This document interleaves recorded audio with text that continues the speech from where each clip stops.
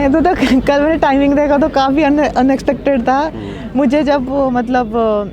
जब मेरी रेस ख़त्म हुई तो जब मुझे बताया गया कि इतना टाइमिंग है, मैंने कहा आप झूठ बोल रहे हो, आप टाइमिंग रीचेक करो क्योंकि मेरा भी टारगेट यहाँ के लिए, क्योंकि अभी फ़िलहाल मैं मिड सीज़न में ही थी, मैंने प्रॉपर स्पीड सीज़न लिया भी नहीं था।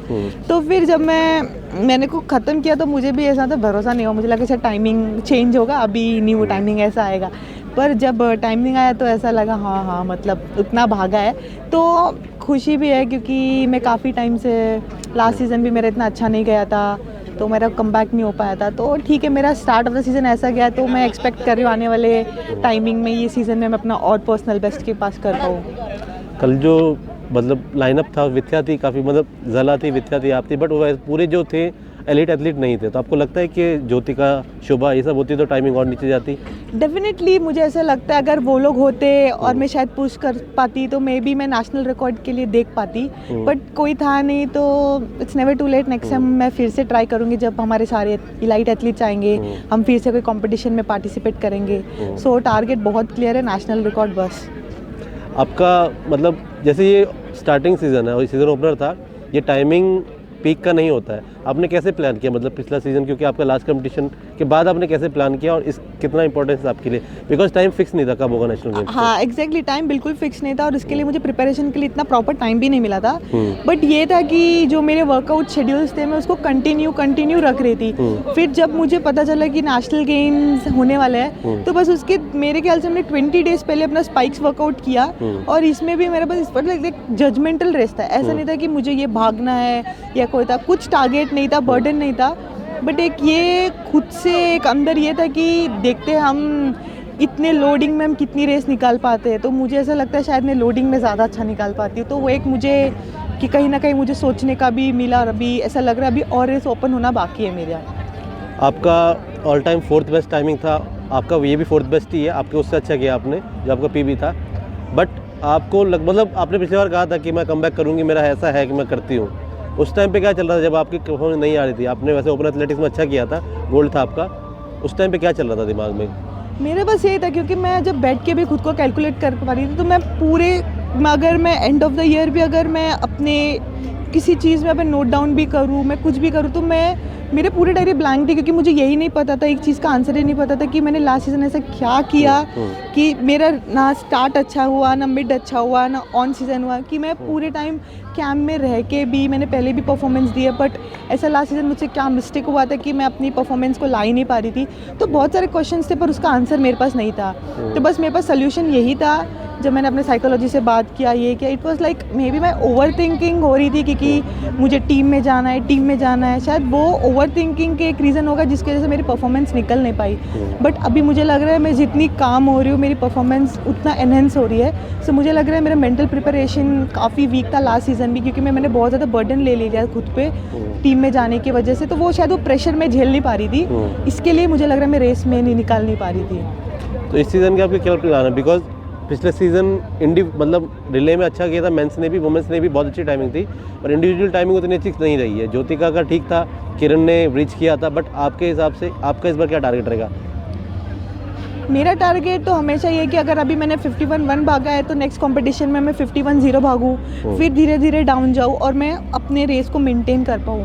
मैं ऐसी रेस नहीं भागना चाहती कि जहाँ मैं अभी 51 भाग के नेक्स्ट रेस 53 भागूँ। मैं बहुत स्मूथली इस पेस को मेंटेन करना चाहती हूँ और चाहती हूँ कि हमारी रिले टीम वर्ल्ड एथलेटिक्स में भी क्वालिफाई हो, हम फिर से नेशनल रिकॉर्ड बनाए जो हमने पिछले सीज़न भी बनाया था एशियन एथलेटिक्स चैम्पियनशिप में, फिर हम अपने रैंकिंग अच्छा कर पाए और हम रिले टीम के साथ साथ में अपने इंडिविजुअल पे भी फोकस कर पाऊँ, क्योंकि मुझे लगता है अगर मैं इंडिविजुअल अच्छा करती हूँ तो मुझे रिले में ऑटोमेटिकली एक अच्छी सी मुझे कॉन्फिडेंस बढ़ जाता है। तो मुझे लग रहा है मुझे दोनों पे उतना ही वर्क करने की ज़रूरत है। मोस्टली मुझे इंडिविजुअल पे ज़्यादा ध्यान देना चाहिए ताकि मैं रिले के लिए भी और स्ट्रॉन्ग हो पाऊँ। इंडिविजुअल पे अगर बात करें तो वर्ल्ड और एशियन के लिए आपका इंडिविजुअल टाइमिंग के लिए क्या मतलब टारगेट्स है? बिकॉज क्वालिफिकेशन बहुत क्लोज है आप, मतलब वर्ल्ड्स के, एशियन का तो आपका ब्रीच हो गया है क्वालिफिकेशन, और क्या पर्सनल टारगेट आपने पर्सनली अपने लिए रखे? बिकॉज आपका 2022 बहुत मतलब कोई इंटरस्टेट वो फेड कप में आपने बहुत अच्छा किया था, बट वो क्या कहते हैं बाद में वो टाइमिंग रही आपकी कंसिडर पर 2023 में बहुत मतलब उतना अच्छा नहीं हो पाया। आपने कोशिश भी की, बोला भी कि होगा, बट नहीं हो पाया। इस बार आप सीज़न ओपनर में इतना अच्छा किया, तो कैसे उसको मेंटेन करेंगे, कोई किया है प्लान? मेरी स्ट्रैटेजी वही है कि मोस्टली मुझे खुद को इतना प्रेशर नहीं देना है कि मुझे ये रिकॉर्ड बनाना है या कुछ करना है, मुझे अपने आप को प्रेशर ही नहीं देना है। मुझे बस जैसे मेरी बॉडी चल रही है मुझे उसको मेंटेन करना है, उसको फ्लो में लेके जाना है, क्योंकि जब एथलीट ज़्यादा प्रेशर ले लेता है तो वो ऑटोमेटिकली उसकी बॉडी उसको सिग्नल नहीं करती है, तो वो डाउन होता है। तो मैं बहुत क्लियर हूँ कि मुझे अपने ऊपर कोई भी बर्डन, मेंटल प्रेशर नहीं चाहिए। और रही बात इंडिविजुअल की, तो क्लियरली मुझे एशियन एथलेटिक्स चैम्पियनशिप में गोल्ड का टारगेट है, क्योंकि लास्ट सीज़न 52 में मेडल गया हुआ है और मैंने उधर अपने सिल्वर किया था। बट मैं इस टाइम बहुत क्लियर हूँ कि मुझे उधर जाके इंडिविजुअल भी मेडल देना है और मोस्टली रिले में भी पार्ट लेके अपनी टीम के लिए अच्छा परफॉर्मेंस करना है। तो ये जो कमबैक है उसके बाद पापा मम्मी किसी से बात हुई, कुछ बोला, क्या बोला उन्होंने?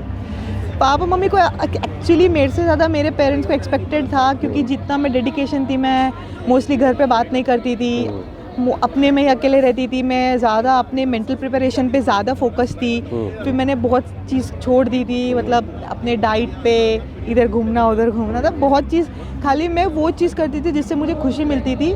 तो मेरे पेरेंट्स काफ़ी मतलब एक हफ्ते पहले कॉन्फिडेंट थे that you are ready to break a national record, but वो हो नहीं पाया, क्योंकि मुझे लग रहा है शायद मुझे कंपटीशन नहीं मिला या मेरे से कहीं गलती हो गई है फिनिशिंग में। मुझे ऐसा लग रहा है मेरे फिनिशिंग उतना फास्ट नहीं हुआ, तो मुझे ऐसा लग रहा है छोटी छोटी गलती है जिसको अगर मैं सिर्फ ध्यान दूँ तो मुझे लग रहा है मैं अच्छा कर सकती हूँ। लास्ट सवाल, प्रैक्टिस के अलावा मतलब कोई और चेंजेस आपने कहा था माइंडसेट आपने चेंज किया इस बार, कोई और चेंजेस जिससे आपको लगा ये रिजल्ट मिला, और वो कैसे मतलब क्या किया आपने ऐसा कुछ अलग? जैसे कि मैंने अपने आप को थोड़ा सा टाइम दिया, जब सैटरडे संडेज होते हैं तो मैंने अपने आप को फ्री छोड़ दिया कि Saturday Sunday I am not the Aishwarya runner, I am just Aishwarya जो एक नॉर्मलाइज लड़की है। तो सैटरडे वीकेंड्स के बाद मैं बाहर जाती हूँ फ्रेंड्स के साथ, थोड़ा टाइम आउट निकालती हूँ, साइकोलॉजी सेशंस पे मैंने ज़्यादा फोकस किया है अभी।